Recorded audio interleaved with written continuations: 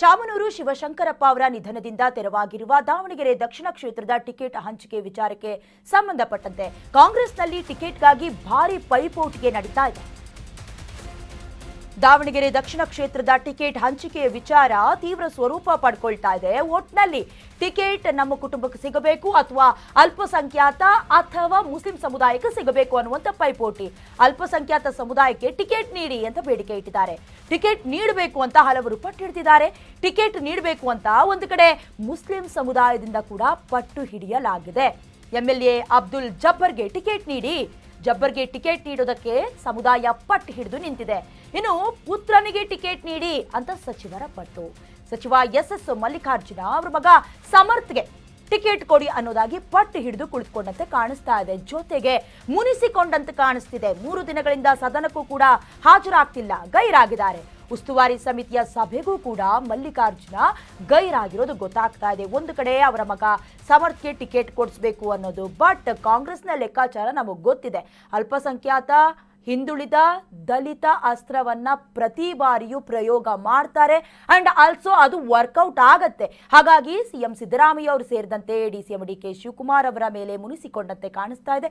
ಈ ಹಿಂದೆ ಕೂಡ ಜಮೀರ್ ಅಹಮದ್ ಅವರು ಕ್ಷೇತ್ರಕ್ಕೆ ಹೋಗಿ ಮತಯಾಚನೆ ಅಥವಾ ಟಿಕೆಟ್ ಕೊಡಿ ಅನ್ನೋದಾಗಿ ಮನವೊಲಿಕೆ ಪ್ರಯತ್ನ ಆದಾಗ್ಲೂ ಕೂಡ ಎಸ್ ಮಲ್ಲಿಕಾರ್ಜುನ ಅವರು ಬಹಳಷ್ಟು ಬೇಸರವನ್ನ, ಅಸಮಾಧಾನವನ್ನ ಕೆರಳಿ ಕೆಂಡವಾದಂತೆ ಕಾಣಿಸ್ತಾ ಇದ್ರು. ಅವನು ಯಾರು ಕೇಳೋದಕ್ಕೆ ನಮ್ಮ ಕ್ಷೇತ್ರದಲ್ಲಿ ಬಂದು ಅಂತ ಏಕವಚನದಲ್ಲಿ ವಾಗ್ದಾಳಿಯನ್ನ ನಡೆಸಿದಂತ ಕೆಲಸ ಕೂಡ ಆಯ್ತು.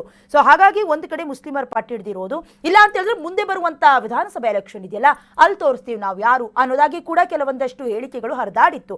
ಸೊ ಈಗ ಅಬ್ದುಲ್ ಜಬ್ಬರ್ಗೆ ಟಿಕೆಟ್ ಕೊಡಿ ಅನ್ನೋದು MLC ಅವರು, ಇನ್ನೊಂದು ಕಡೆ ಪುತ್ರನಿಗೆ ಟಿಕೆಟ್ ಕೊಡಲೇಬೇಕು ಅನ್ನೋದು ಎಸ್ ಮಲ್ಲಿಕಾರ್ಜುನ ಅವರ ಪಟ್ಟು. ಸೊ ಹೀಗಾಗಿ 3 ದಿನಗಳಿಂದ ಸದನದಲ್ಲೂ ಕಾಣಿಸ್ತಾ ಇಲ್ಲ. ಉಸ್ತುವಾರಿ ಸಮಿತಿ ಸಭೆಯಲ್ಲೂ ಕೂಡ ಮಲ್ಲಿಕಾರ್ಜುನ ಗೈರಾಗಿದ್ದಾರೆ. ಟಿಕೆಟ್ ವಿಚಾರದಲ್ಲಿ ಹಲವು ಭಿನ್ನಾಭಿಪ್ರಾಯಗಳು ಭುಗಿಲೇಳ್ತಾ ಇದೆ. ಕಾಂಗ್ರೆಸ್ ನಾಯಕರ ನಡುವೆ ಭಿನ್ನಾಭಿಪ್ರಾಯಗಳು ಮೂಡ್ತಾ ಇದೆ. ಶಿವಶಂಕರಪ್ಪ ಕುಟುಂಬಕ್ಕೆ ಟಿಕೆಟ್ ನೀಡೋದಕ್ಕೆ ಕೆಲ ಸಚಿವರು ಒಲವನ್ನ ತೋರಿಸಿದ್ರೆ, ಮುಸ್ಲಿಮರಿಗೆ ಟಿಕೆಟ್ ನೀಡೋದಕ್ಕೆ ಕೆಲವರು ಸಲಹೆ ಕೊಡ್ತಾ ಇದ್ದಾರೆ.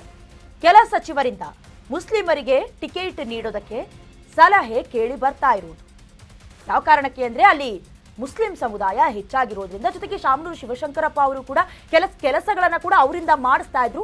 ಅದು ಅದೃಷ್ಟ ಕುಲಾಯಿಸತ್ತೆ ಅಂತ. ಜೊತೆಗೆ ಉಸ್ತುವಾರಿ ಸಮಿತಿ ಸಭೆಯಲ್ಲಿ ಹೆಸರು ಪ್ರಸ್ತಾಪ ಆಗಿದೆ. ಸಭೆಯಲ್ಲಿ 8 ಅಭ್ಯರ್ಥಿಗಳ ಹೆಸರು ಪ್ರಸ್ತಾಪ ಆಗಿರೋದು. 8 ಮಂದಿಯ ಪೈಕಿ 5 ಹೆಸರು ಮುಸ್ಲಿಮರದೇ ಇದೆ. ಹೀಗಾಗಿ ಕಾಂಗ್ರೆಸ್ನಲ್ಲಿ ಅಷ್ಟು ಕನ್ಫ್ಯೂಷನ್ಸ್ ಈಗಾಗಲೇ ಮೂಡಿರೋದು.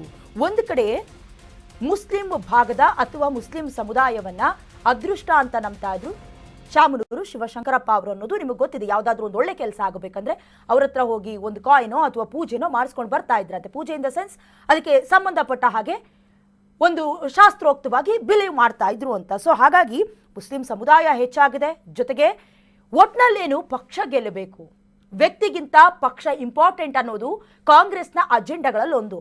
ಸೊ ಹಾಗಾಗಿ ಎಸ್ ಮಲ್ಲಿಕಾರ್ಜುನ ಅವರ ಪರವಾಗಿ ಸಮರ್ಥ್ ಅವರಿಗೆ ಟಿಕೆಟ್ ಕೊಡಬೇಕು ಅಂತ ಬಹಳಷ್ಟು ಸರ್ಕಸ್ ಮಾಡ್ತಾ ಇದ್ದಾರೆ. ಉಸ್ತುವಾರಿ ಸಮಿತಿ ಸಭೆಯಲ್ಲೂ ಕೂಡ ಹೆಸರು ಪ್ರಸ್ತಾಪ ಆಗಿದೆ. ಅದರಲ್ಲಿ ಬಹಳ ಮುಖ್ಯವಾಗಿ 8 ಅಭ್ಯರ್ಥಿಗಳ ಹೆಸರು ಚರ್ಚೆಗೆ ಬಂದಿದೆ. ಇಲ್ಲ ಇವರನ್ನ ಗೆಲ್ಲಿಸಿದ್ರೆ ಅಥವಾ ನಿಲ್ಲಿಸಿದ್ರೆ ಗೆಲ್ಲಬಹುದು, ಅಥವಾ MLCಗಳನ್ನ ನಿಲ್ಲಿಸಿ, ಈ ಸಮುದಾಯದವ್ರನ್ನ ನಿಲ್ಲಿಸಿ, ಅಥವಾ BJP ಅವರು ಈಗಾಗಲೇ ಅನೌನ್ಸ್ ಮಾಡಿರೋದ್ರಿಂದ ಪ್ರೆಷರ್ ಜಾಸ್ತಿ ಇರುತ್ತೆ. ಸೊ ಹಾಗಾಗಿ 8 ಜನದ ಪೈಕಿ 5 ಹೆಸರು ಮುಸ್ಲಿಮರದ್ದೇ ಇದೆ ಅಂದ್ರೆ ಅಲ್ಲಿ ಮುಸ್ಲಿಮರ ಪ್ರಾಬಲ್ಯ ಎಷ್ಟಿದೆ ಅಥವಾ ಮತ ಬ್ಯಾಂಕ್ ಎಷ್ಟು ಗಟ್ಟಿಯಾಗಿದೆ ಅನ್ನೋದನ್ನ ಗಮನಿಸಬೇಕಾಗತ್ತೆ. ಹಾಗಾಗಿ ಹೈಕಮಾಂಡ್ ರಾಜ್ಯದಲ್ಲಿ ಹಾಗೆ ರಾಷ್ಟ್ರದಲ್ಲೂ ಕೂಡ ಹೈಕಮಾಂಡ್ ಬಹಳಷ್ಟು ಇದನ್ನ ಸೂಕ್ಷ್ಮ ರೀತಿಯಲ್ಲಿ ಬಗೆಹರಿಸಲೇಬೇಕಾಗತ್ತೆ. ಸೊ ನಾಳೆ ರಾಜ್ಯ ಉಸ್ತುವಾರಿ ಸಚಿವರು ಬರ್ತಾರೆ. ಈ ಎಲ್ಲಾ ಗೊಂದಲಗಳಿಗೂ ತೆರೆ ಬೀಳಲೇಬೇಕಾಗಿದೆ.